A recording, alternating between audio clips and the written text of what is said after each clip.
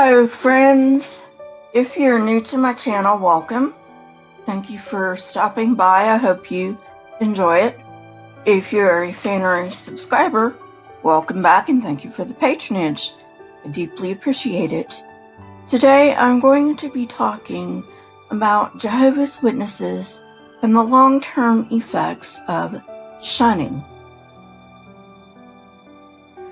The long-term effects of chronic shunning can be devastating. These include decreased coping responses, feelings of helplessness and alienation, despair, depression, and suicide attempts. In one study, participants were asked to write 2 stories of their experiences, one in which they did the shunning and one in which they were shunned. They stated that as the receiver, they preferred physical or verbal abuse over shunning, citing that the physical or verbal abuse at least acknowledged their existence. Another study suggests that those whose identity has merged with the group may experience an identity crisis. Religious shunning is a double-edged sword because religion serves as a major coping mechanism for many individuals. However, when shunning is employed, this coping mechanism is no longer available. People are particularly prone to turn to religion and transcendental beings in times of crisis.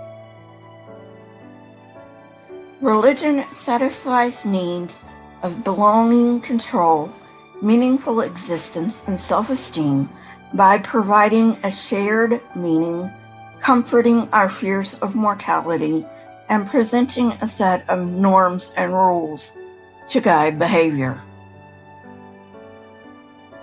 Religiosity also gives its believers coping mechanisms to cope with adversity. In internal coping mechanisms, religion gives a way for people to process and understand stressors. When the religious community and religious leaders offer social support, we refer to it as external religious coping mechanisms. Religion uses shunning to keep members obedient and discourages them from leaving. Any group that exercises a high level of control, such that threatening them with social exclusion should they not be obedient, can be classified as a high control group. Some ex-Jehovah's Witnesses rejoin not because they agree with the organization or are sorry for their disfellowshipping offense, but because the shunning becomes too difficult for them to bear. So think about this. Is your organization really clean if people rejoin because it hurts too much to be shunned by family and friends? Is it really clean if they aren't sorry for what they did? And even if they are sorry for what they did, why are your elders sitting in judgment over them? Something that your God reserves for himself. You say you believe the Bible, but the Bible says only God can judge.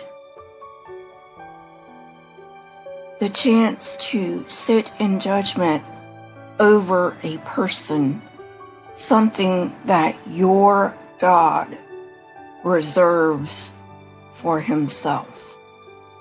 Think about it.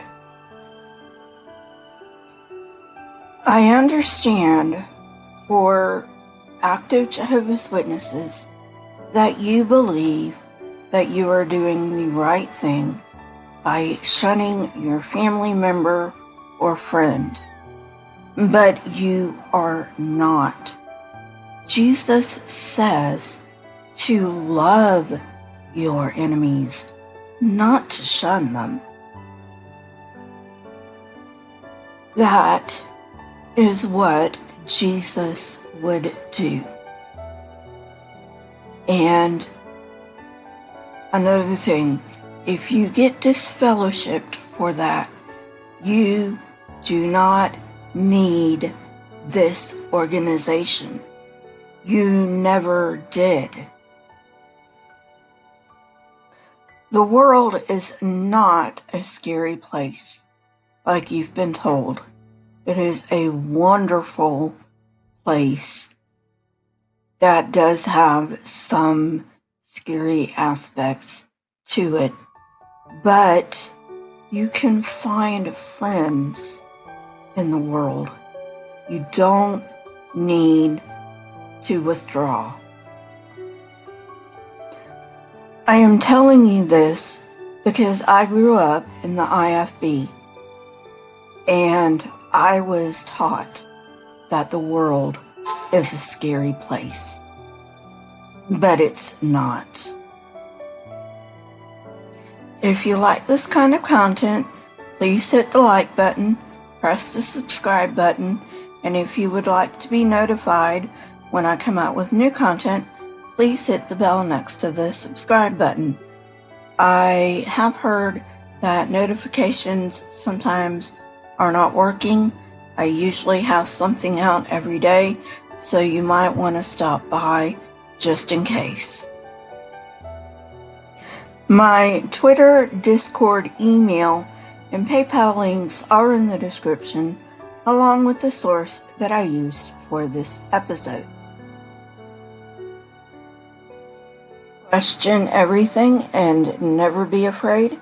Remember, an unexamined life is not worth living. Here are a couple of videos from my library. If you have not watched them yet, go ahead and watch them and tell me what you think. Leave comments in the comment section. I love hearing from you. Until next time, friends. Goodbye.